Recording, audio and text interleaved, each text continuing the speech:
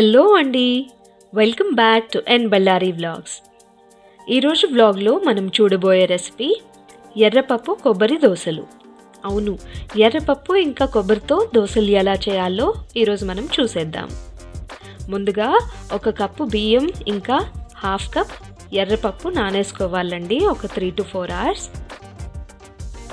ఇలా వాష్ చేసుకొని నానేసుకున్న బియ్యం ఇంకా ఎర్రపప్పుని మనము మిక్సీలోకి వేసుకొని స్మూత్గా రుబ్బుకోవాలి. బియ్యం ఇంకా ఎర్రపప్పు వేసుకున్నాం కదా జార్లోకి, అలానే కొబ్బరి కూడా వేసేసుకుందాము ఇందులోకి. ఇంకా తగినంత ఉప్పు కూడా వేసేసుకుందాము. దీన్ని మనము సాఫ్ట్గా గ్రైండ్ చేసేసుకోవాలండి. కొన్ని వాటర్ యాడ్ చేసుకుంటూ ఇలా సాఫ్ట్గా గ్రైండ్ చేసేసుకోవాలన్నమాట.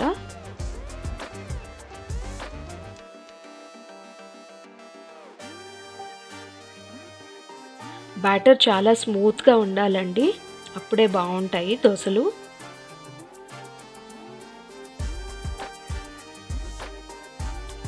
చూస్తున్నారు కదా, ఇలా వస్తుంది బ్యాటర్ అయితే సాఫ్ట్గా.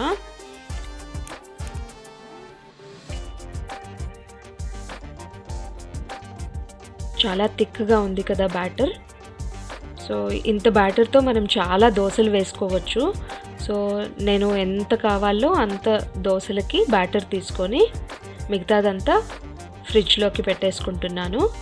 సో ఇంత బ్యాటర్ మనకి చాలా దోశలు వస్తాయండి. సో మనం దీన్ని వాటర్ వేసుకొని కన్సిస్టెన్సీ సెట్ చేసేసుకుందాము. ఈ దోశలకి బ్యాటర్ చాలా పల్చగా ఉండాలి.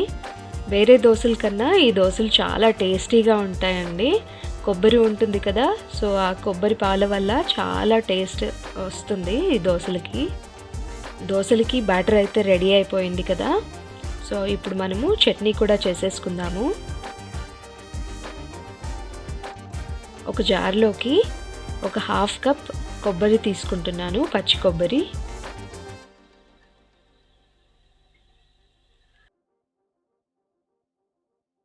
అలానే 1/2 కప్ పుట్నాలు,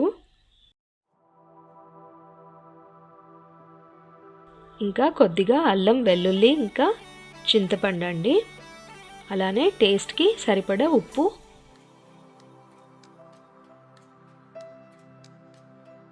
ఇంకా కొన్ని పచ్చిమిర్చి కూడా వేసేసుకుంటున్నాను.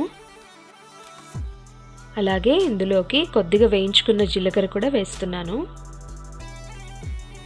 ఇంకా కొన్ని వాటర్ యాడ్ చేసుకొని మెత్తగా మిక్సీ చేసేసుకోవాలి.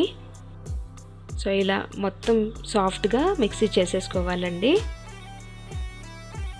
థిక్గా ఉంది కదా చట్నీ అయితే, సో కొన్ని వాటర్ యాడ్ చేసుకొని మనము కన్సిస్టెన్సీ సెట్ చేద్దాము.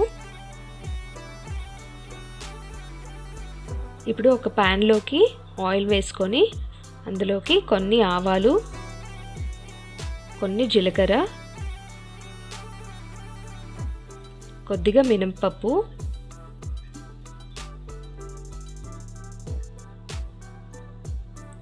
కొన్ని ఎండుమిర్చి, కొద్దిగా కరివేపాకు, ఇవన్నీ వేసుకొని చట్నీకి పోపు వేసేసుకుందాము.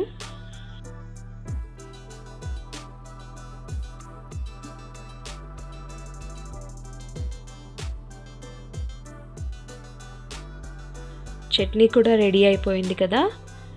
ఇప్పుడు మనము ప్యాన్ పెట్టుకొని ఈ ప్యాన్ని కొద్దిగా గ్రీస్ చేసేసుకోవాలండి.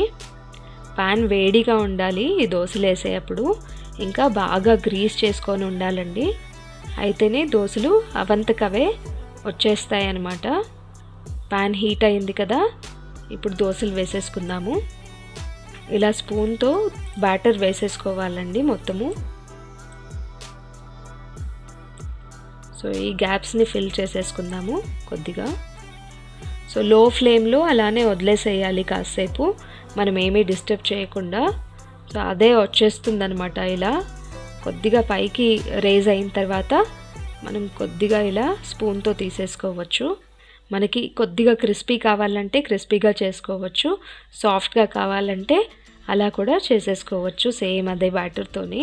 అంతే అండి, ఎంతో సింపుల్ దోశ రెడీ అయిపోయింది. ఎర్రపప్పు ఇంకా కొబ్బరితో చాలా టేస్టీగా ఉంటాయి.